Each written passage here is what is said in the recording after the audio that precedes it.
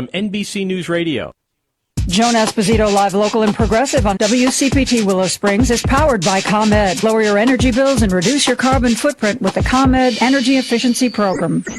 Stephanie Miller. Republicans have lost 70 times trying to overturn the Affordable Care Act. This is the third time loser at the Supreme Court. I know I tend to be rash, Chris. I tend to be, what do you call me, a loose cannon? A little bit. I am prepared to go out on a limb and say, I do not think Republicans are very good losers.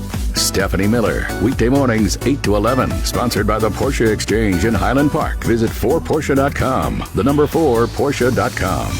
Diabetes, high blood pressure, anxiety meds, everyone's on them. If you're a 50-year-old male, maybe a bit beefy, and you may even have type 2 diabetes, $1 million of term insurance may only cost you about $200 a month. Call Term Provider. Speak with Big Lou at 800-529-2856. Big Lou will find a term life policy for you even if you have type 2 diabetes, are overweight, or have high blood pressure. Term Provider has helped thousands of people like you who think they can't afford term life insurance. To buy $1 million of affordable term life for you, all you need to do is call Big Lou at 800-529-2856. Lou will make sure the scales are tipped in your favor. Call 800-529-2856.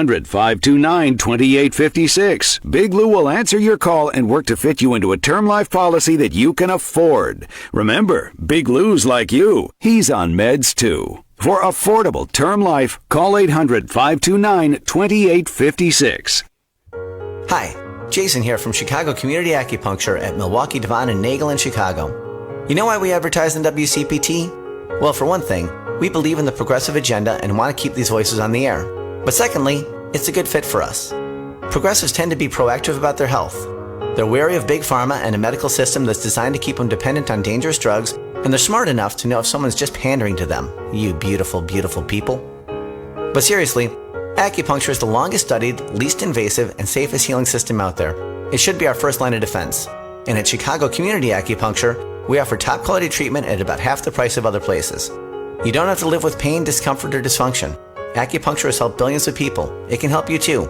Call us at 773-853-0920, 773-853-0920, or go to ChiComAcu.com, ChiComacu.com, and start feeling better today. Chicago's Progressive Talk, WCPT 820, where facts matter.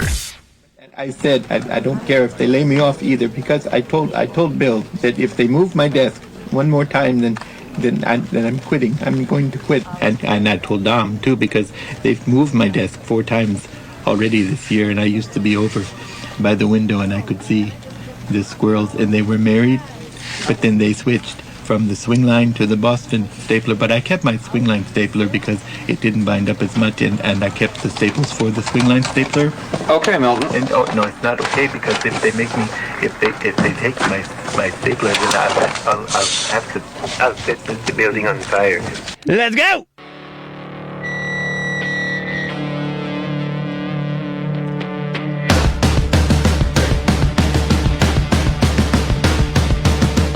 I obviously, as a head coach, did not do a good enough job of getting this offense ready to go, to be able to play and win a football game. So it starts with me, it ends with me, and it's as simple as that.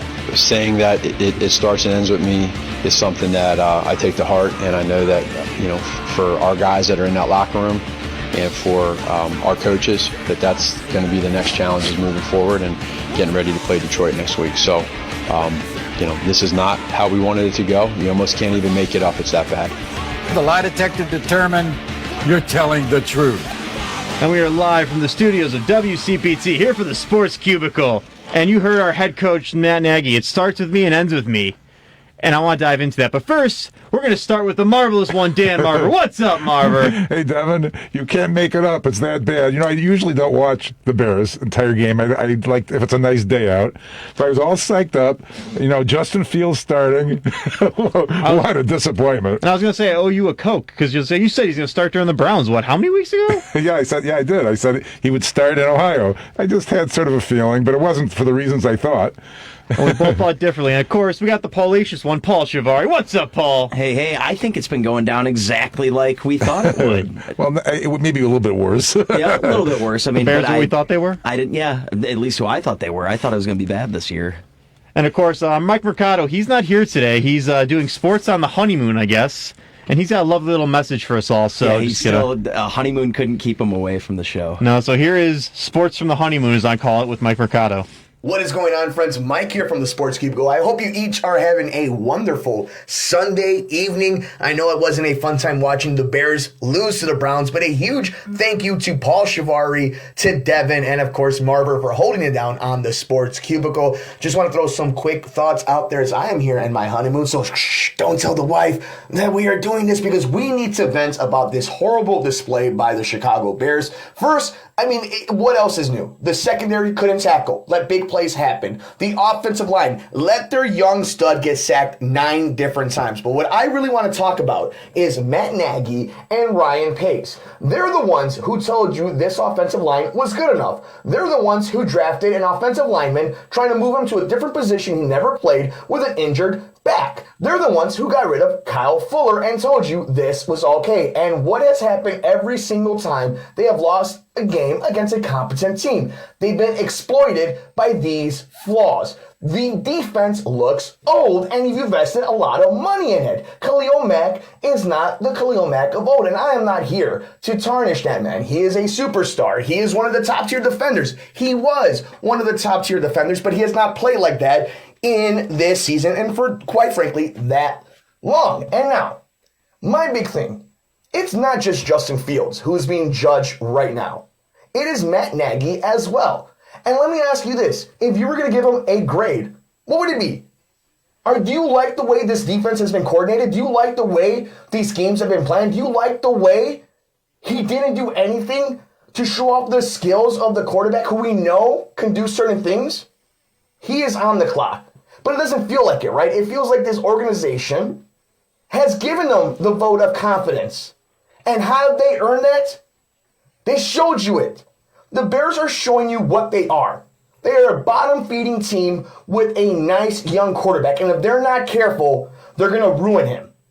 And you can't waste time. You can't beat around the bush. If you don't think Matt Nagy is the guy, get rid of him. If you don't think Ryan Pace is the guy, get rid of him. Do not ruin this opportunity. Do not ruin this young prospect. You can't afford it on this team. This organization cannot get this wrong.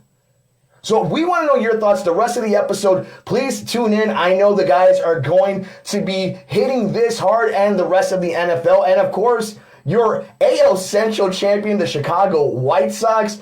And as well, I want to thank you guys. I know they're going to talk about it later. I hope you continue to follow us here on the Sports Cubicle. We love you. In the meantime, follow us on Twitter. The show is on Twitter at Sports Cubicle TV. I'm on Twitter at Mike M Media. And you can check me out throughout the week on Mercado Airwaves at Sports from the Couch, on Twitter at Couch Sports Talk. We're on all major podcast platforms at Mercado Airwaves and on YouTube at Mercado Airwaves Network. I love you all. Enjoy the rest of your Sunday. Shout out to the boys. Shout out to everybody who has supported the Sports Cubicle. We have enjoyed our time and we continue to. But until then, enjoy all the games. Enjoy the playoffs. And, of course, get better because next week we got more football. Boys, back to you. 773-763-9278. Give us a call. What grade would you give the Chicago Bears? Now, Mercado gave us a lot to talk about there, so where should we start? It's a good old Mercado setting the tone of the show and setting the tone of his marriage by putting out a podcast on his honeymoon. Ever so the worker.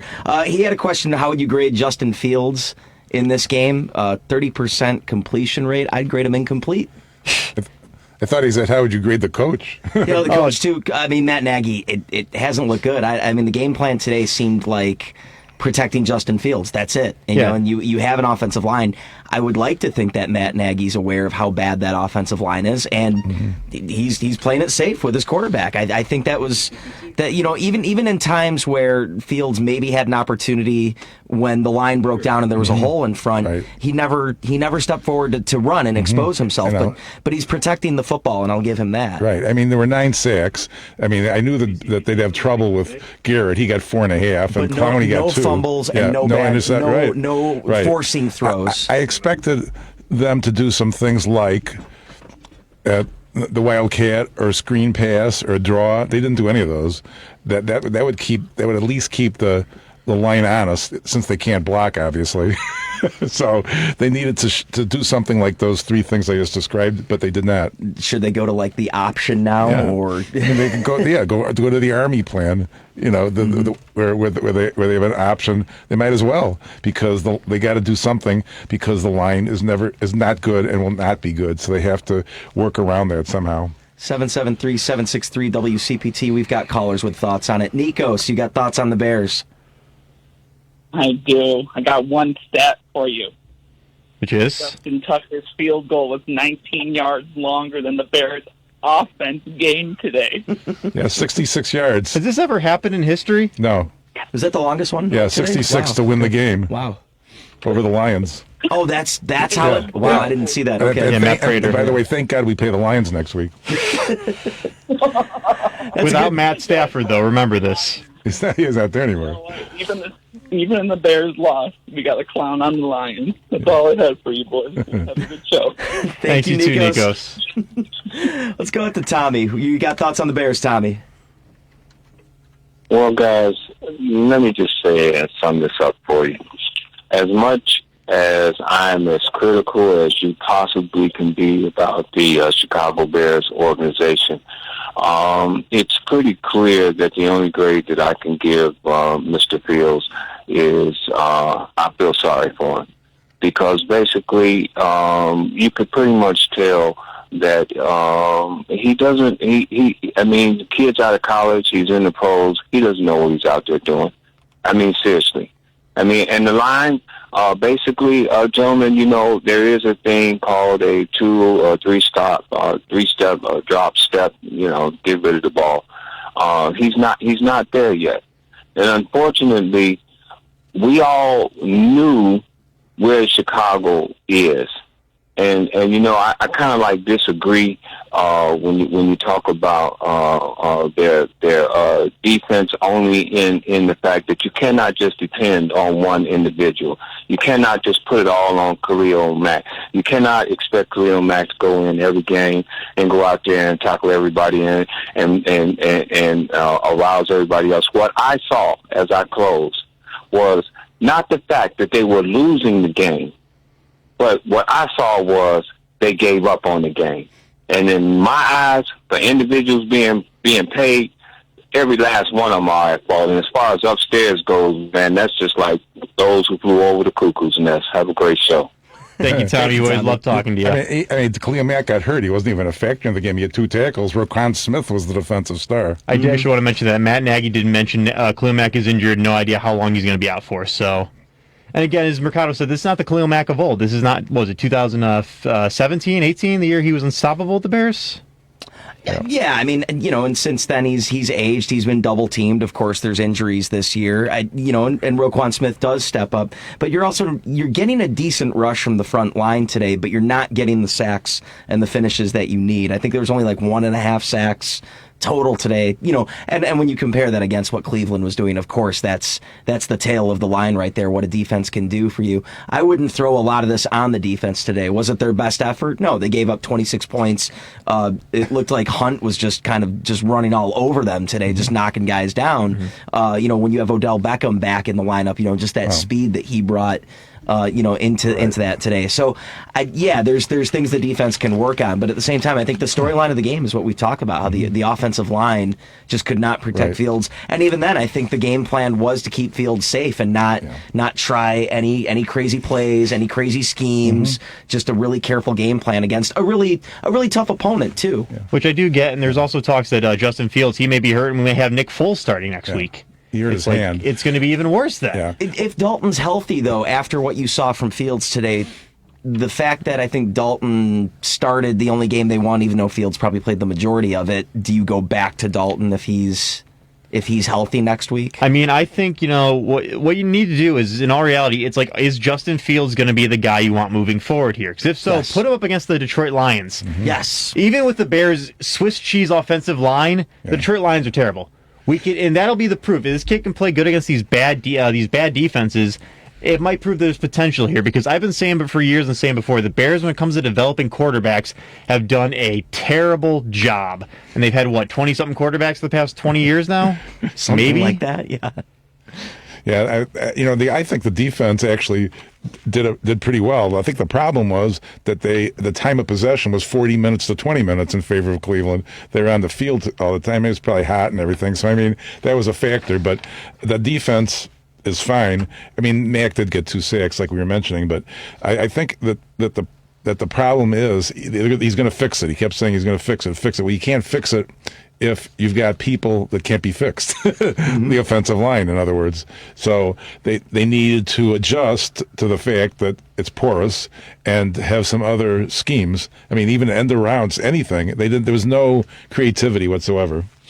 This can't be the story the entire season. Yeah. There's got to be some point where someone steps up, or at least with how the NFL kind of ebbs and flows, that the line will have better weeks than today. But how much does this hurt Justin Fields' development? No, I think he's a confident kid. He's not used to losing, like he said in the press conference.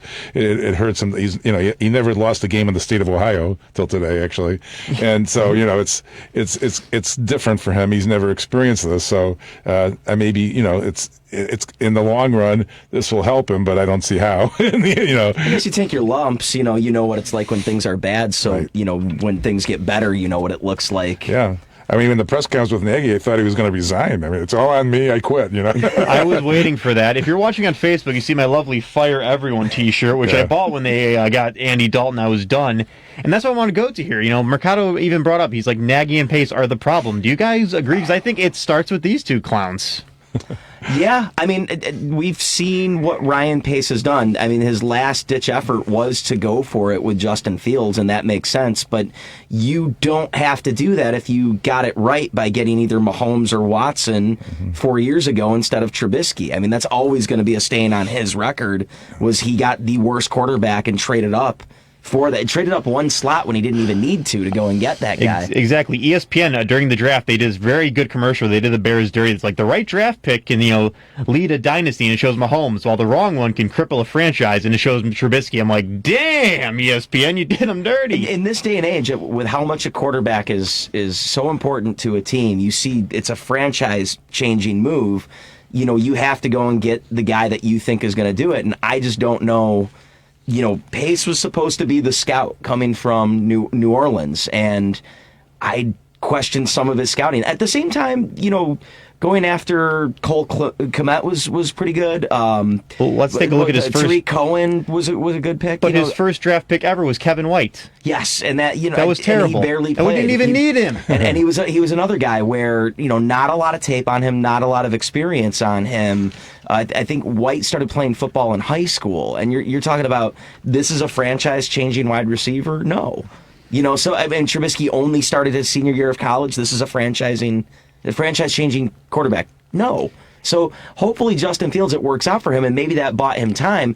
But I think Matt Nagy's the one on the hot seat, where if he doesn't get results this year, if they end up 7-10 or worse, I think then you have to start talking about, well, maybe it's someone else's chance. But then again, I don't know, because now you're talking about the guy that's supposed to be the offensive-minded coach that has the system that would work with a quarterback like this. You have to give it time.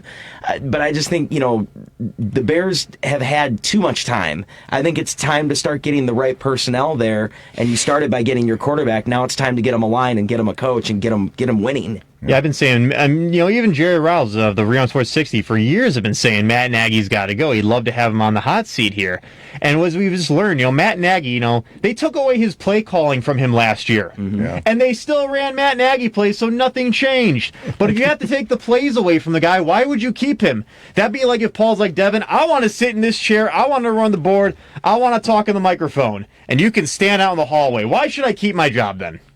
Well, look at the Bears. All of their coaching hires, with the exception of John Fox, have been guys that didn't have previous coaching experience, or George Halas. That's basically it. The only guy that had previous coaching experience was whenever Halas would come back. And we knew when John Fox became the head coach of this team that they were in a rebuild. So it was never really on Fox that his tenure was terrible. When you look at the record versus what it actually was under him, it wasn't a really good coach having a bad time. It was a really good coach during a rebuild, and he just wasn't good enough to be the guy to carry him through after that. Matt Nagy's inexperienced, and sure, he wins the division the first year, but how much of that was on him versus the impact of Khalil Mack getting traded a couple weeks before the season with an already powerful defense? Well, the one thing I always talk about with Matt Nagy was he had that sort of magic man playbook that no one, his first year, it was unique, it was different. It was easy to figure out after one season. And I remember, Marver, I think you're the one who brought that up off air a few weeks ago.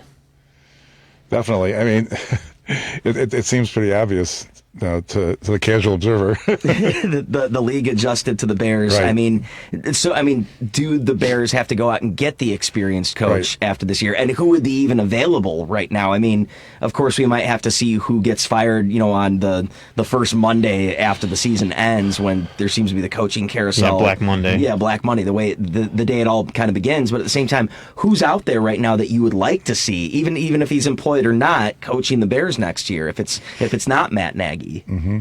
That is a very good question, Paul, because if Marvin sounds like you want to weigh in, I don't even know who's. We can take our guesses at who will be fired. We're only on week 3, though. Yeah. Sure. It's just something needs to change here, and I think it starts with the coaching. Ryan Pace isn't going to go anywhere. He's going to stay there for at least another few years. But Matt Nagy, I think I've been saying it's time for him to go since last year. And his playoff run last year was pure luck. An 8-8 team, come on. That was not him being a good coach. That was pure effing luck. Mm-hmm. And I think when you kind of look at Ryan Pace potentially getting rid of Matt Nagy because he's on the hot seat this year, how bad does that look for Ryan Pace? We talk about how Fields saves his job. Look at how getting rid of Nagy would hurt his case, because he has to win with Nagy and Fields in order to extend his time as a general manager for not even this franchise, but maybe down the road and maybe even promoting himself in the league. That is very true, because remember, they promoted Nagy Trubisky. They sold T-shirts with that. They made it sound like it was a presidential campaign. Yeah. And if they're both off the team, it's like how they got that statue of Nick Fields where the Eagles play. Nick Foles where the Eagles play. It's like he's gone now. This just does not look good for you. And they at least won the Super Bowl. Here it's just pathetic. They had that one push, and Cody Parkey blew it for us all. We can at least admit to that. But just this team with Matt Nagy has not been at its full potential since Matt Nagy's first year. 773-763-9278 if you want to weigh in about the Bears. I know it's only week 3, but you got your first taste of Justin Fields, what it's going to look like with him at quarterback. I don't know, are you doom and gloom like we're kind of talking here? Or are you optimistic? They're only 1-2 right now with, 14 games left to go? Still plenty of time, still some division games left to go. I don't want to sit here and be optimistic about it because I didn't expect good things out of this team to begin with. But at the same time, I mean, is it drastic changes that's going to make this franchise really move right away, or do you trust these guys to figure it out eventually? Well, the thing is that there's so many little mistakes, like that Jermaine Affidi false start on 3rd and 1 in the second quarter. I mean, there's obviously some disconnect even there. They seem to have false starts every game. So, I mean, whose fault is that? And the coach is saying that it's on him and they're going to look at the tape and figure it out. I'm not sure that I have any confidence in their ability to figure it out because they didn't figure anything out at halftime.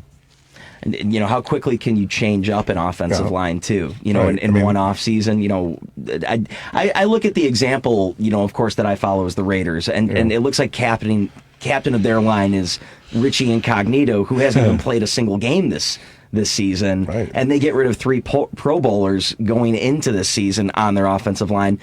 Two rookies on the line who are struggling right now, but at the same time, they're playing very competitive games right now. Of course, the game hasn't gone final that they're playing right now. Got a field goal ahead of Miami. Yeah, but Miami gets the ball back.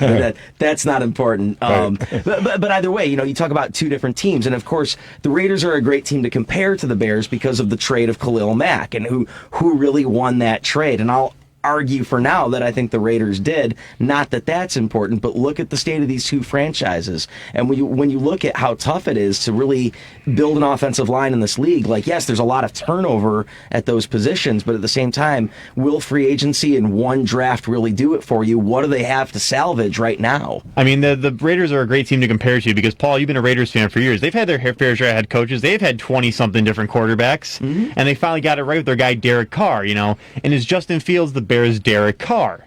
is this the guy that's going to help lead this team? He should be better than Derek Carr. I think the ceiling is higher for Justin Fields, for sure. Absolutely. This entire offseason, I was seeing so many YouTube videos and articles like why Justin Fields, is set to be the best. And I think with another team, he might be, but I don't think Matt Nagy's the guy, because he can say till he's blue in the face, I was with the Chiefs. I helped make, these guys great. It's like, no, you were not Matt Nagy. No, you were not going to create Patrick Mahomes, and you're not going to do it here, Marver has said several times, Matt Nagy's offense is meant for a great quarterback. Your Tom Brady's, your Peyton Manning's. Hell, we could even say your Dak Prescott's could probably do a better job. But just...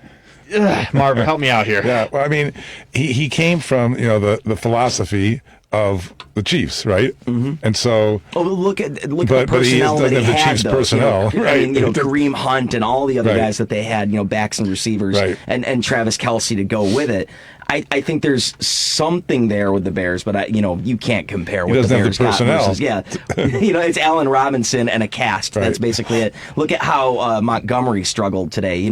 Granted the line can't get a lot of things going for him, but even I saw a couple of short passes to David Montgomery that didn't really go far as well. Yeah, but look at the Chiefs. I mean the Browns. Nick Chubb. 22 carries, 84 yards. Kareem Hunt, 10 carries, 81 yards. Mm-hmm. And Hunt was running over defenders. David Montgomery, 10 carries, 34 yards. Mm-hmm. And here's the thing, it's not like the Browns have the world's best defense. They are a much more offense-heavy team than anything. But, David Montgomery is one of your better running backs that we've had, in the past few years, better than Tariq Cohen, in my opinion. Right. And he can't get he only gets 34 yards when these other guys got 160 combined? Something has to give there, and that is a problem. If your offensive line is that bad, you need a running back that can truck through, those little openings here. Do you think the Bears should make a move at the trade deadline to at least try and get something going? I mean, sacrifice some picks now for maybe a guy that's under some control for a couple of years. But who do we get rid of? Because I remember during the offseason, maybe a pick. And I don't know the rates, but maybe there's a team that has some depth at guard or tackle. That for a couple of years of control, maybe you get rid of a third or fourth round pick for it. I don't know. I'm just kind of spitballing ideas on that. I like the idea, but during the draft, the Bears are trying to trade Nick Foles and Tariq Cohen, and nobody wanted them.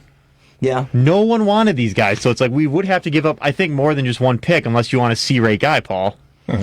No. I mean, it's I think it's a desperate situation that they're in, and I don't want to wait another year to see the Bears get good, and I don't think free agency and drafting is going to cut it, and I don't think they have the payroll, the salary cap to spend on free agency. So they really do have to get creative with analytics and what guys they can get second chances out of, and guys that they can really scout well.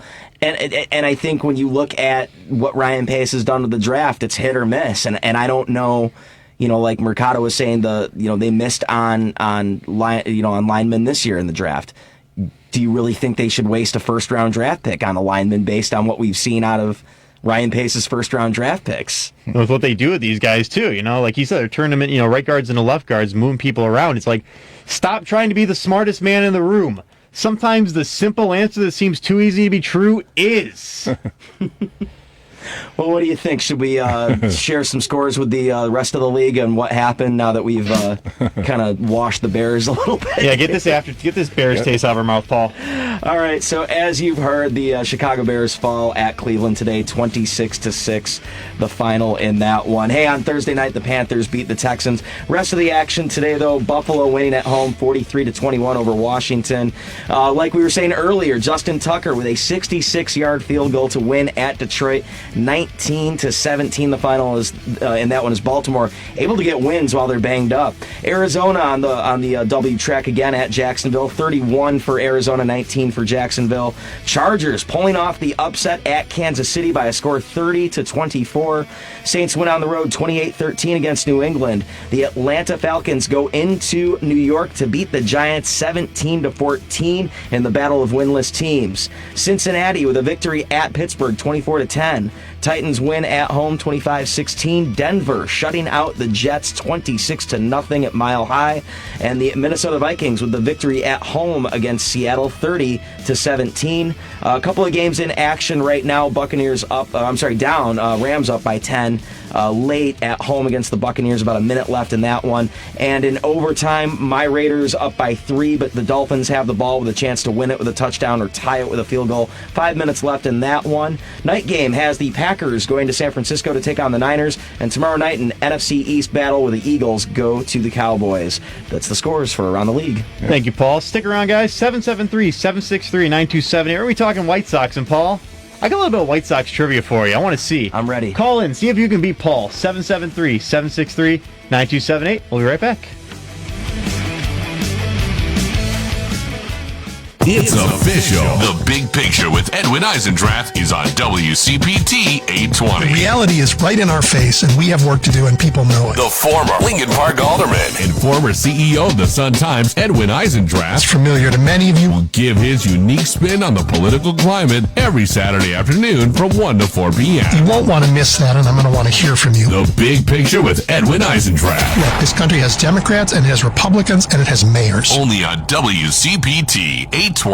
Dell's semi-annual sale is the perfect opportunity for a significant business upgrade. Save up to 45% on Dell computers built for business with Windows 10 Pro. Plus, enjoy special pricing on Dell docks, monitors, servers, and more, all with easy financing options through Dell Financial Services. Succeed anywhere with Windows 10 Pro. Speak to a Dell Technologies advisor today to find the right tech for your business with fast, free shipping. Call 877-ASK-DELL. That's 877-ASK-DELL.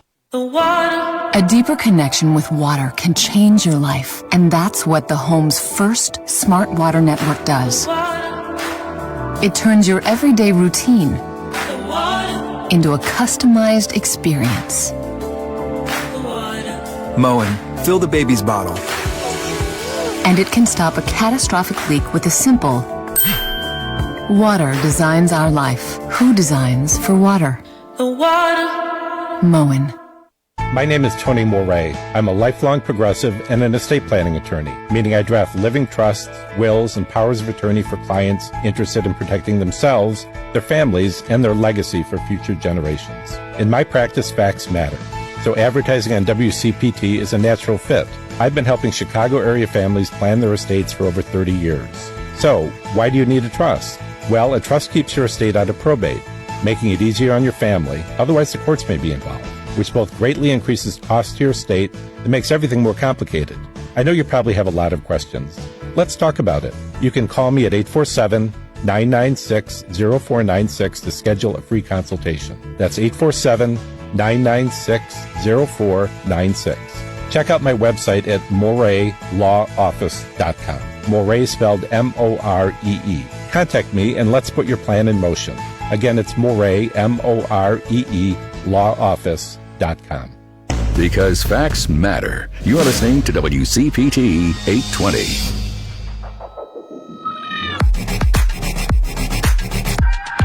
And welcome back to the Sports Cubicle here. 773-763-9278. Please give us a call. We're moving on to a little something now. I wish Mercado were here, Paul, because I would love to just rub this in his face. So, Marver, as our residential Cub fan, I just got to rub this in your face. So if we can just take a moment, just close our eyes, and just bask in the glory. 1-2. Hendricks got him! And for the first time since 2008, Sox fans will see home playoff baseball. The Chicago White Sox are winners of the AL Central. First time in 13 years, guys, since 2008, the White Sox have clinched AL Central. And I mean, I forget what this is like, you know. I mean, last year, every team made it to the playoffs, so it's like, can we really even count that? Yeah, and they didn't even make it to the divisional series last year, so at least they get to the round that they should be in with, you know, at least a best of 5. Granted, they probably won't get home field advantage. At least there's still hope, though. Yeah, I mean they're finally American League Central champions, and they made the playoffs back-to-back seasons for the first time in franchise history. It's a great first step, but of course we've talked about it every week what all of our concerns are with this ball club, and they sure aren't helping the conversation by some of the lackluster efforts that we've seen. Now today they win, but at the same time, they're not really playing tough competition. They have Cincinnati on Tuesday and Wednesday night, but as it stands right now, we don't even know if Cincinnati's going to be in playoff contention by Tuesday night. The St. Louis has clinched the tie. Okay. So, I mean, it's and the way the Cardinals are playing, winning their 16th straight game today, sweeping the Cubs this weekend. The franchise record for most consecutive wins in Cardinals history. It's a hot team. I think they're going to win one more this week. Just like I was always saying, the wild card team might be the hottest team coming into the playoffs, and that's going to be true this year, I think. A super hot team, but I have yet to see if the Cardinals are really going to be that team when we see them in the wild card game at California somewhere, most likely at Dodger Stadium. I'd like to think that in a best of one, the Dodgers are still the better team. I don't know what pitcher they'll march out there. Just a best of one, though. Exactly. It's a best of one, but Wainwright versus Walker Buehler, I don't know what it lines up to at this point. Well, this is an example of the one-game playoff not being that fair because here, in the American League, they're going to be pretty close in record. Here, not so much. They're going to be 10, 15 games difference. Yeah. So that's a factor that kind of bothers me, but I'll get over it. As far as the White Sox playoff picture, it's more than likely going to be the Houston Astros, probably the Astros with home field. There's still a chance where it could be Tampa Bay, but I think that's a slim chance at this point, which would be interesting if it goes, first time since 2008, the team they play in the divisional round would be the last team they played in the divisional round. Not sure I want to see that again. I'm not sure I want to see any opponent, but the thing about the playoffs is you have to beat whoever you face, and going into a best of 5 with the Astros, I'm not worried if I'm the White Sox because you have healthy starting pitching, you have a healthy bullpen. Everything with the bullpen has just been weird misfires. I don't think Kimbrel's hurt. I don't think Hendricks is hurt. I think you have everybody good to go, knock on wood, for the next week. Now you just got to get a rhythm going with your batting order. Exactly. This team, I want to see like what 05 was. Where they just kind of won out in that very last week. They finally, everything clicked for once, and this team looked healthy and ready to go. Everything was stable. This team, and we're not going to see a 2005 team ever again. Just like how Marver's never going to see a 2016 Cubs ever again. Small ball White Sox are way different than this White Sox. Exactly. We're not going to see that again. But I would like something similar, more than just a World Series win. I'd like a team that I can see and be like, in 05, I was confident. Even when they lost that one game to the Angels, I was still confident that this team could do it. This team, I'm very on the fence. Yeah. The way I kind of see it, unfortunately, so you had the Illini in 2005, were one of their greatest teams, the basketball team. They end up, for all intents and purposes, that was a great season as far as Illini fans are concerned. When I looked at this year's Illini team, on watching them play, I was like, this is the best Illini team I've ever seen this season. And then they get bounced out in the second round. What I'm afraid of, because 05 White Sox, great team, for all intents and purposes, one of the greatest White Sox teams ever. With this one, I think this team's makeup is a lot better than the 2005 team. But at the same time, I think I'm with you. I'm not confident going into this playoffs that they really could win the World Series. At the same time, I like their chances better than how I thought about the 05 team going into the playoffs. I will give you that, Paul. On paper, these White Sox look like they should win it all. As every Marver's not won, but we saw on Facebook the Cubs fans. I thought you guys were supposed to be good this year, and it's like, yeah, on paper that team has it, but just when they get in the fields here, sometimes it's like. I'm looking at the paper here. I'm like, is this the same team? Yeah. Who's this? No. I think the way La Russa has this team going, they're running the motions right now. He's going to have them playoff ready. It's just a matter of you got to win when it counts. And I think when you look at the Houston pitching staff, it's a good pitching staff, but I don't think it's some world beaters here. And I think they can beat a lefty like Framber Valdez and the way they beat left-handed pitching. Pitching is so important in the playoffs, and I predict they will not play Houston in the World Series again like they did in 2005. That's a safe the other thing that's weird, in 2008, they had to beat Minnesota, if you remember, in a tiebreaker, and then they went on to play Joe Maddon's Tampa team. So, yeah. But this year, Houston, I think they can beat Houston. I really do. I think it's all about pitching, and if their pitchers perform, the starters and the bullpen seem to be superior to me. And I don't think we've seen the true White Sox yet. And at the same time, I don't know what the stat is after Saturday and Sunday, but with the 7 guys in the lineup that you need here, I got to think of all of them here. Anderson, Moncada, Abreu, Jimenez, Robert, Vaughn, Grandal. Yeah, that's everybody. When all 7 of them are in the lineup together, I think they're undefeated, or if not, they're like 4-1. But that tells you something, though, that they've only played like 4 or 5 games with all of those guys in the lineup. So I think if you can get hitting is supposed to be contagious, and you have 7 chances right there with those names that somebody can start a fire for those teams. And I do feel in the playoffs, they always say treat every playoff game like it's Game 7, Inning 9 of the World Series. And La Russa's been around. He's won how many World Series in total, Paul? You probably know this. He's won 3. So he's got the experience. He's got the knowledge. He knows what he's doing and he's here. Been to 6, and he's won now 13 division titles. So, I mean, it's going to be him versus Dusty Baker more than likely in the first round. And I think you've got 2 old goats going against each other. And I think it's going to be this is why you watch playoff baseball, is for matchups like that. And with Dusty Baker, I feel a lot more confident because other with the Cubs, has he ever made it past the ALDS or the NLDS? The CS, no, yeah. Baker almost won the World Series with the Giants in 2002. That's right, he was with them in 2002. I was a little kid. Give me some slack, Paul. Didn't advance very far with Washington. No, didn't. I mean, yeah, it was a mess when he was with Washington. The way it ended in Cincinnati was terrible for him. And we all know what happened with the Cubs. They were 5 outs away from the World Series and just never really could get back there. That 04 Cubs team really should have been the team that could get back to where they left off in 03, but that fell apart in the last couple weeks. So, yeah, Dusty's Dusty. But also, this is the same Dusty that got this team 1 win away from the World Series last year. And gosh, a pandemic Dodgers versus Astros would have been a perfect scenario for the Astros, because you really, with the limited crowd there, I don't think the crowd would have really gotten in their heads.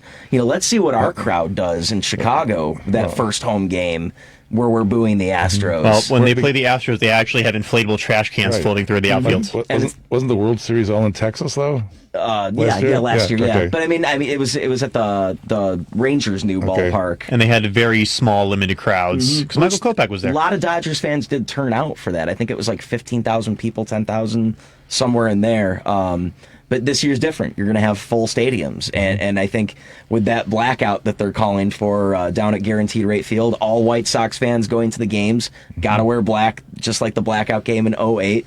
I think it's going to be an intimidating atmosphere for the Astros to have to go through now, playing against teams that have, just very boisterous fans. Yeah, especially after a season. The Astros have been still a little shaky, and a lot of people still have that suspect that there's still something going on there. We haven't caught everything yet. And as Paul's told me before, the White Sox are the first team to catch them banging on those trash cans. They're the first team I hear something here. So I'm still iffy, and I'm with I'm not with MARVER. I'm not sure they could beat Houston. I'm not confident. I'm not even sure they could beat Tampa. Well, I think that they're going to not have home field, let's say. If they can go split in Houston, it isn't a bad thing to not have home field, because then they come home for 2. So getting a split in Houston would be a big deal, and then they can win it at home. I think they really have a good chance with the pitching, honestly. I think that's going to be the difference, is starting pitching. Absolutely. I mean, Lynn Giolito Cease alone, I think, can win you a series, and there's a good chance that they could sweep. But there's a good chance that they, remember like the 07 Cubs, you have your 3, 4, and 5 hitters go 1 for 16, and you get bounced out in 3 games. That could happen too.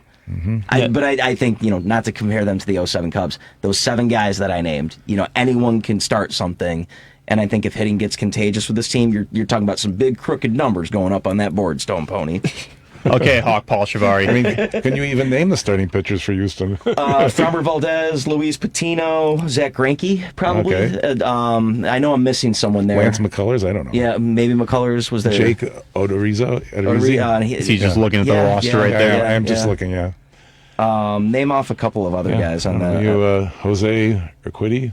Urquidy. What is it like? Luis Garcia? Yeah, Luis Garcia is probably there. I think we're better. I think we're better. Yeah. But at the same time, you're talking about some good pitchers there. And if Zach Greinke pitches like Zach Greinke, you're talking about Greinke versus Giolito game 1 or Greinke versus Lynn game 1. Ooh. And Greinke is Mr. Clutch, when like a Mr. October. When the playoffs come in there, it's like lights on, just like guys like John Lester. MARVER, you've seen that. Right. And it is something different. We see guys, once the playoffs come, it's like that match, that spark. It gets lit. And it's like some of these guys you would, look at Carl Everett in the World Series.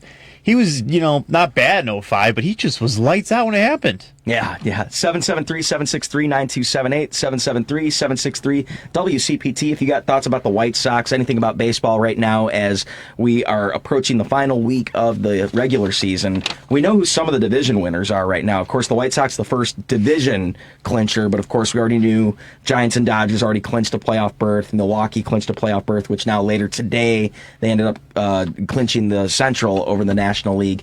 We know how the Cardinals are and how they're basically almost a game or two away from getting into the wild card. It's going to be Braves versus Phillies this week will pretty much determine the East, as they do have a 3-game set against each other. So I think we'll know by the middle of the week what exactly the National League's looking like. As far as, first, second, third in the American League, Astros could still catch Tampa, but it's probably going to be the Rays first. White Sox could still catch Astros, but it's probably going to be the Astros second. Yankees and Boston had a really good series, and that's been going back and forth. Toronto's kind of fallen off a little bit. Seattle's kind of played their way into it. Oakland's kind of played their way out a little bit, but there's still games that they have competitively in that division. Things aren't totally sealed over on the American League side, but that wild card game should be pretty interesting and could go anywhere. You got the Yankees and the Red Sox are tied right now, and they may be the ones that play each other. And they could play probably at Yankee or Fenway. Of course, that's big bucks right there for that broadcast. Right. But, even if Seattle or Toronto or someone got in there, I think you're looking at a pretty competitive game no matter what. But I think fans and MLB wants Yankees-Red Sox. I mean, it's come down to it. There's only, 7 days left. I don't even know why the Sox are playing in Detroit tomorrow. That seems kind of ridiculous. The makeup, just in case, in case they needed it. In case they need it to break the Houston tie or something. I don't see any other reason. But even in the tiebreaker with Houston has that head-to-head. Right. So I'm with you on that one. But I think you'd rather play it tomorrow than if you have to do it next week on Monday, that day off. Yeah. So and of course at this point of the year, we've been lucky with weather so far this year. But I mean, this is then when you see crazy rainstorms delaying things, and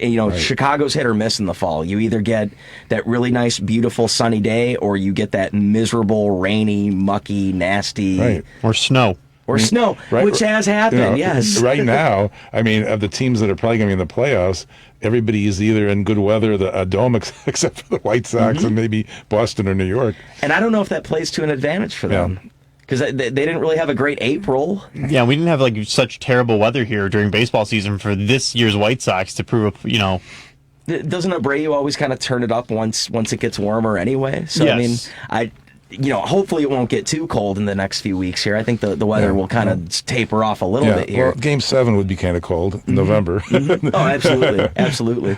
Which they wouldn't have Game 7 though in Chicago. That'd be like Game 5. Yeah, right. But still, it'd be October 30th or something. 31st. You had some White Sox trivia for us, Devin. So, Paul, as we know, the last time the White Sox made the ALDS was 2008. I'll put my phone over here. And they played the Tampa Bay Rays. 2008 was the last time they made the playoffs. They played the Rays. That's and correct. In Game 1, they lost 6-2.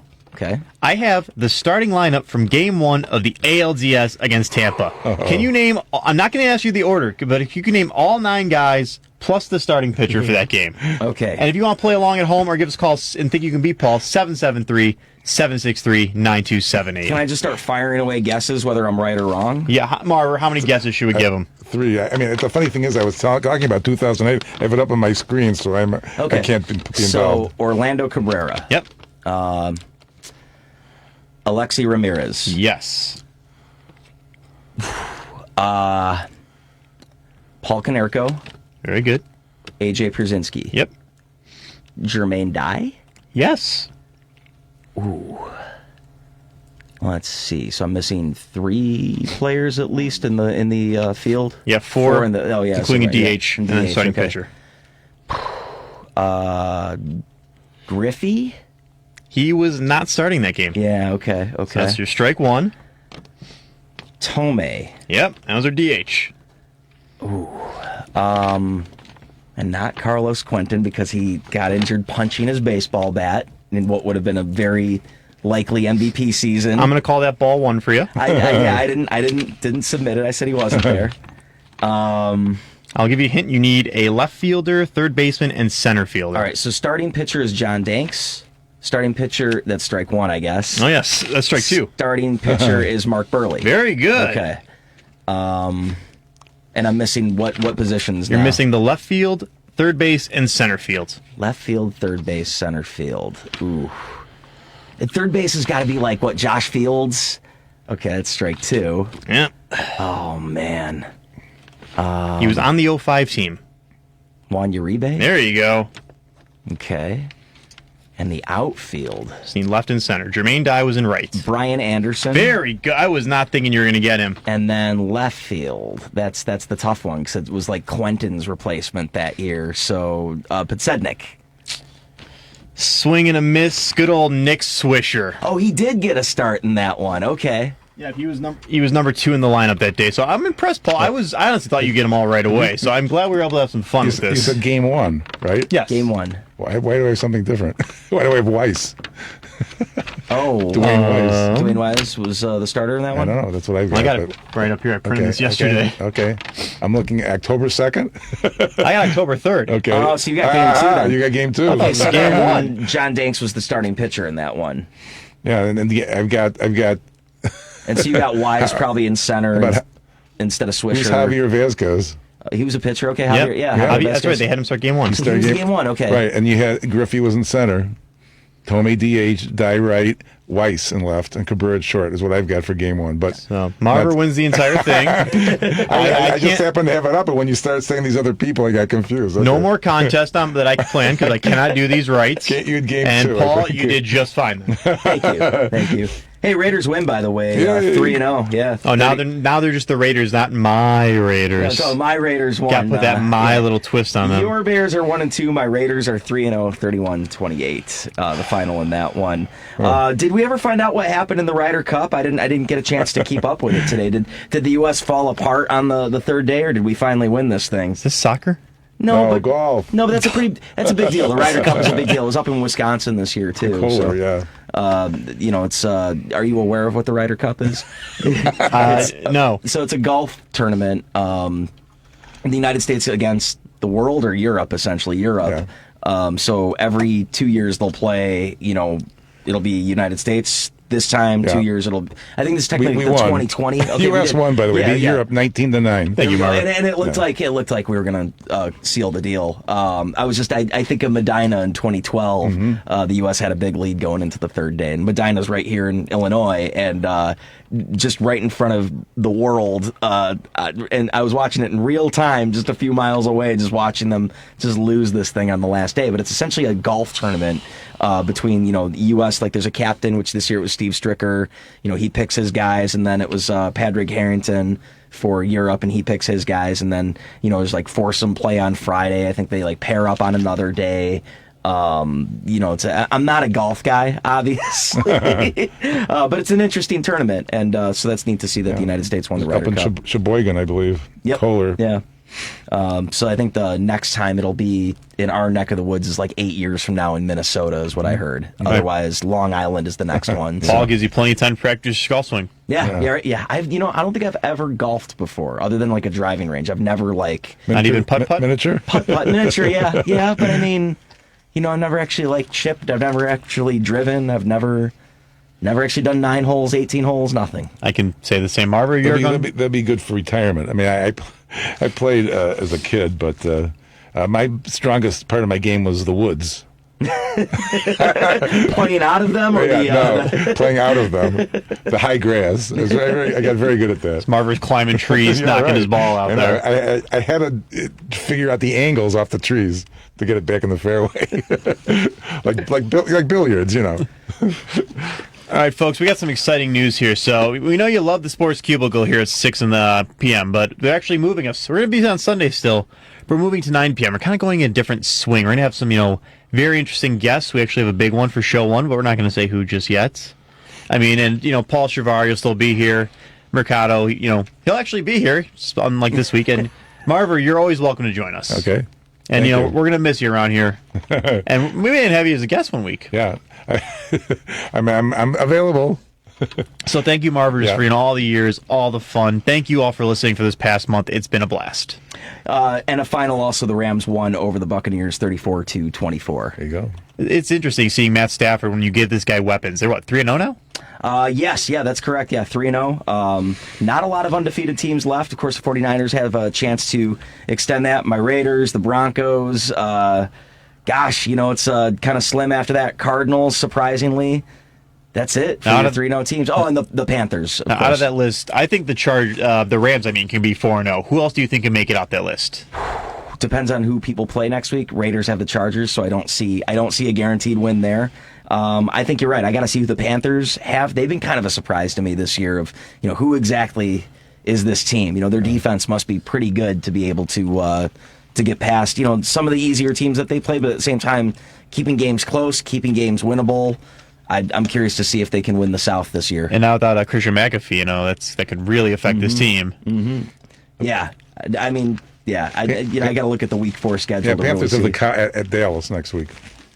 Maybe. That's a tough place to go in and win, though, but it can be done. I don't think we're going to have an undefeated team this year, especially with the extra game. And what I love about the parity of the NFL is no one's really running away with it. Look at the Kansas City Chiefs are 1-2 after Week 3. So I think we're going to have some surprises as the season goes along. But I think with it being a slightly longer season, and of course after what happened last year with I think everyone just off their rhythm, I think you're going to see some really interesting teams making into the playoffs this year. Some weird matchups.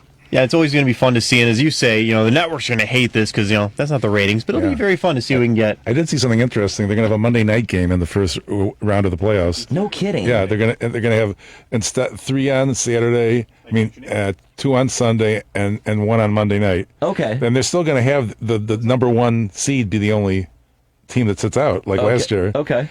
So it's going to be crazy. 2-7, 3-6, and 4-5. Just like last year. I like that. Monday night game to cap it off. Yeah, hopefully. I'm sure that team won't have to turn around and play Saturday. Hopefully not. That would just be cruel. Yeah. But yeah. I know.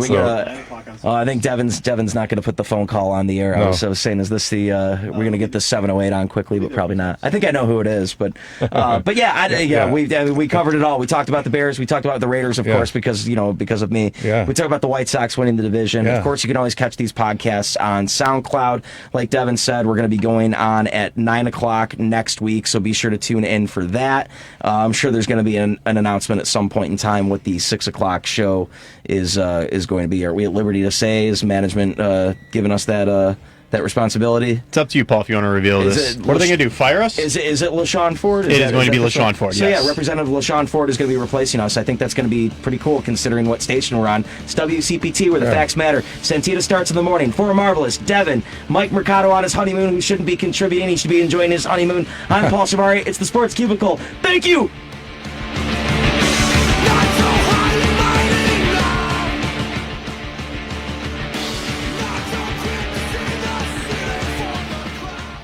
Mel, we're going to need to go ahead and move you downstairs into storage B. No, we have some new people coming in, and we need all the space we can get. But there's no space. So if you could just go ahead and pack up your stuff and move it down there, that would be terrific. I was okay. I could stay. The WCPT.